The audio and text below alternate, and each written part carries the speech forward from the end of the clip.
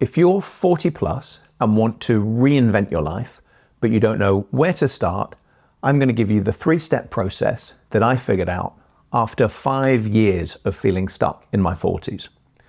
What most people often misunderstand is they think the only way out is classic midlife crisis territory, and that feels too scary, so they just stay stuck exactly where they are.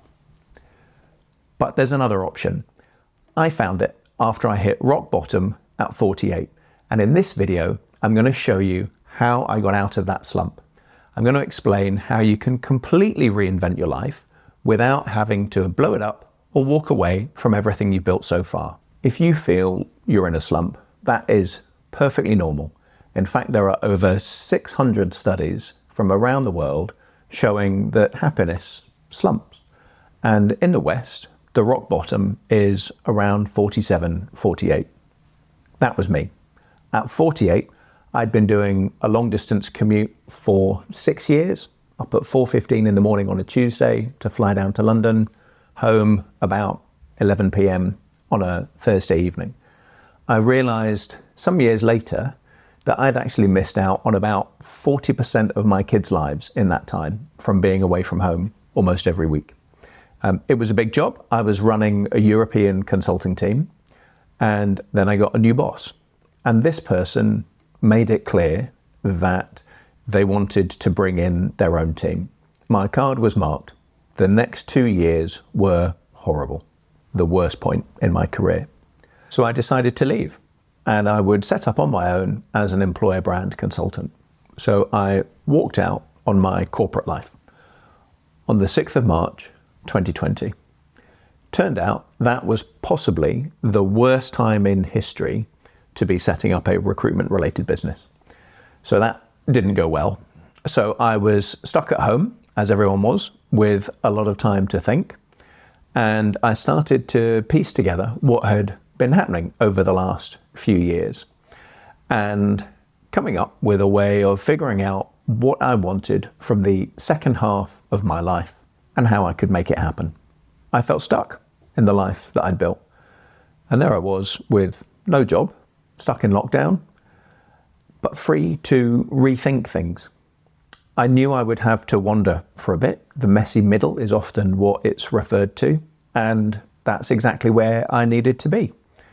But that's step 2. So let me back up a bit and explain step 1. This doesn't start with you waking up one morning and thinking, I feel stuck in midlife.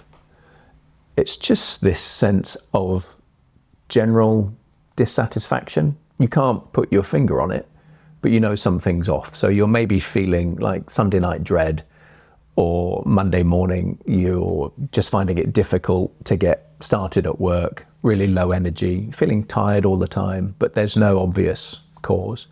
It's a bit like, you know, when you're driving and the wheel just starts pulling to one side, and it takes a bit of effort. You've got to keep your hands on the wheel to stop yourself from drifting.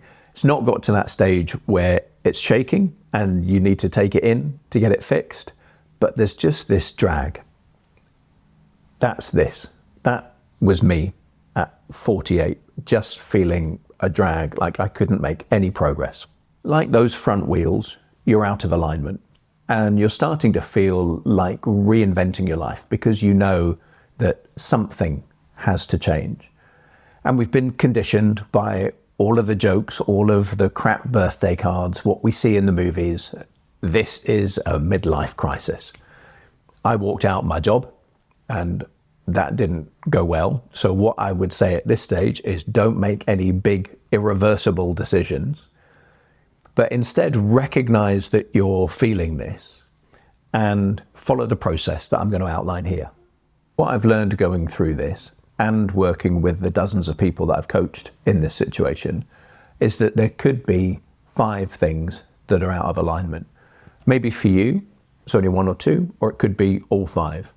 And those are living in line with your values, playing to your strengths, using the skills that you enjoy, wanting to build on the experience that you've got and the direction that you want to move in, and being able to find time for your passions and your interests. From that list, you might have just recognized what you know is out of alignment for you. And in a moment, I'm going to talk through how you can fix misalignment in each of those. But either way, it is still going to need some work in terms of digging into them. And that's what we're going to cover next. So you're in the thick of midlife. You know something needs to change. You want to reinvent some aspect of your life, but you don't want to do the stereotypical midlife crisis stuff. If you're Gen X, like me, you probably want to figure out the solution, come up with a plan, and get there as quickly as possible. I'm sorry to have to tell you that this doesn't work like that. And I know because I've been there. Step 2 is like trying to find a destination that you've never been to before in a thick fog. You just have to figure it out as you go. Imagine you're standing on a path that forks in a couple of different directions and you're in a thick fog. You know you need to get to somewhere the other side of a river, but you don't know where that is. And you know there are several crossings, maybe a couple of bridges, some stepping stones, or a shallow ford you could try, but you don't know where they are. Because you can only see a few feet in front of you, all you can do is take a few steps forward and look for some signs. Try and figure things out as you go. That's what being in the messy middle feels like. It's sometimes referred to as the fertile void. This isn't about knowing your destination and just moving forward in a straight line. It's about moving forward to find out where you're going. And this is something I definitely learned in lockdown after I'd left my job. I realized I could use what I'd been doing at work to shape the next chapter. My approach to reinventing your life uses design thinking principles to do exactly that. It's about building your way forward, prototyping, testing, experimenting, figuring things out as you go, not ruminating and overthinking this kind of stuff.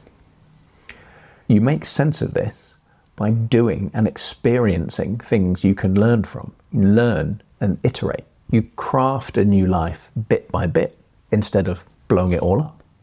And part of that is learning more about yourself.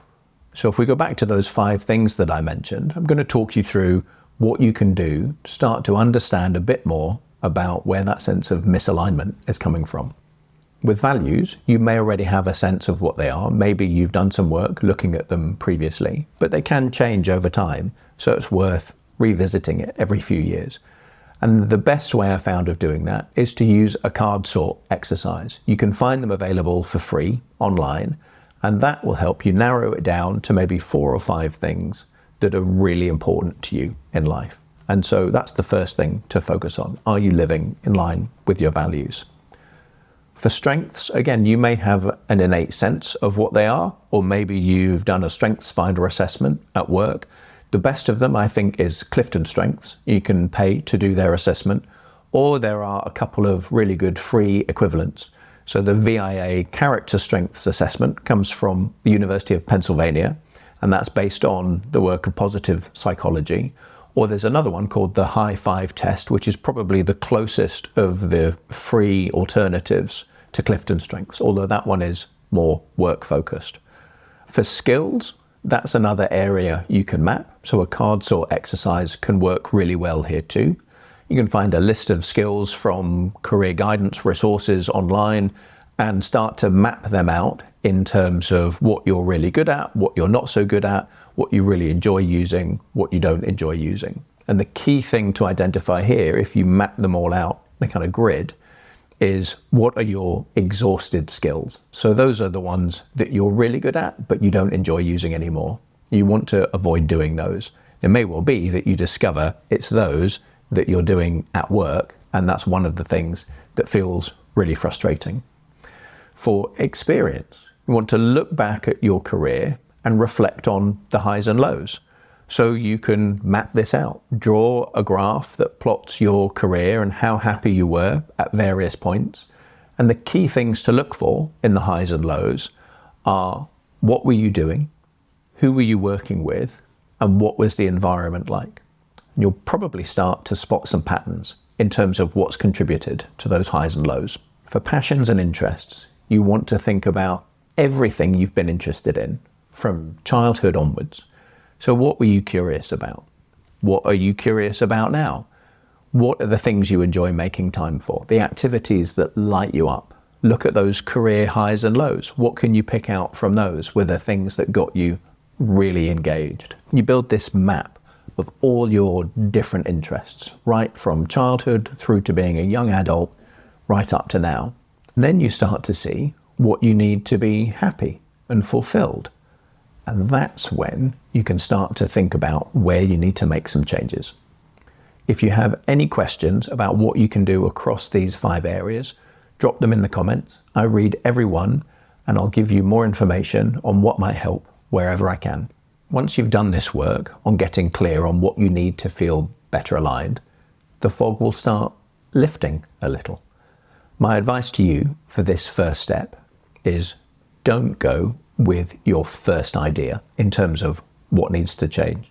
Designers never go with the first idea. You want to spend some time exploring all of your options. It's helpful to see that there are potential opportunities, but don't rush into starting to make some changes. To go back to the fog analogy, let's say you come to a bridge. The temptation might be to go straight across, but maybe you want to think, I know where this is. This looks like it could be a good route forward, but I'm going to explore a bit more. Maybe if you go a little bit further down the bank, you come to some stepping stones. Might be a bit harder to cross, but it could be more fun. Or maybe up in the other direction, there's a more scenic route. So take some time to explore in a low risk way, and you'll start to see these different options opening up. One thing to be really careful of at this point is something called negativity bias. We have a tendency to think a negative outcome is more likely than it actually is. The only way to know is to give it a try. So if you're starting to look at these options, you might be thinking, that'll never work, or I could never do that. You need to quieten that voice down and think, I'm going to give that a go, see what happens. I had a coaching client recently whose dream was to quit a job in tech and do something in retail.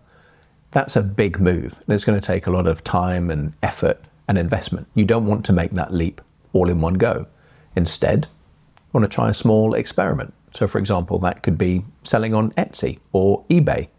You learn a lot doing that in terms of product market fit, pricing, stock management, dealing with customers and returns, all from the kitchen table. And if you realize you don't like it, you can shut up the online shop and move on to something else. Much lower risk than making a big move in terms of physical premises.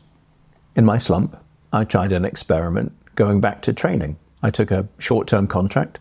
It was something that I was really good at, that I used to enjoy. What I found this time around was that actually it was more repetitive than I remembered, and my heart wasn't in it. So I learned I needed to move in a different direction. So be open to exploring. Don't judge these ideas without giving something a go. Don't be thinking that'll never work, or I could never do that. You might be thinking, how will I know when I'm on the right path? And the answer is, you'll feel it. You'll just know. In our 40s and 50s, we've accumulated enough life experience to know what feels right. It might feel a bit outside of the comfort zone. If you have that mixture of nervousness and excitement, that's probably a really good sign that that is maybe the direction to move in. When you've found that thing, you might be tempted to go for it big time. That's not what I would recommend. If you think about when we typically do that, New Year's resolutions, we make a big move and things fizzle out within a few weeks. So try a prototype, an experiment. If that feels good, if that works, build on that. Keep moving forward. What worked for me, and what I see with the people that I work with, is that small, consistent steps keeps you moving in the right direction. I developed something to help with this called the 5% plan. Just think about how you can get 5% better each week. In the space of a month, you'll be 20% better. Within 6 months, you could have totally changed everything just by taking those small, consistent steps. If some of these ideas have resonated with you and you'd like to talk about how you can put them into action, feel free to book a call with me from the link that's in the description. It's free and I'll help in whatever way I can. If you want to explore some of these things further, click on this video for some more ideas. And thanks for watching, and I wish you all the best with reinventing your life after 40.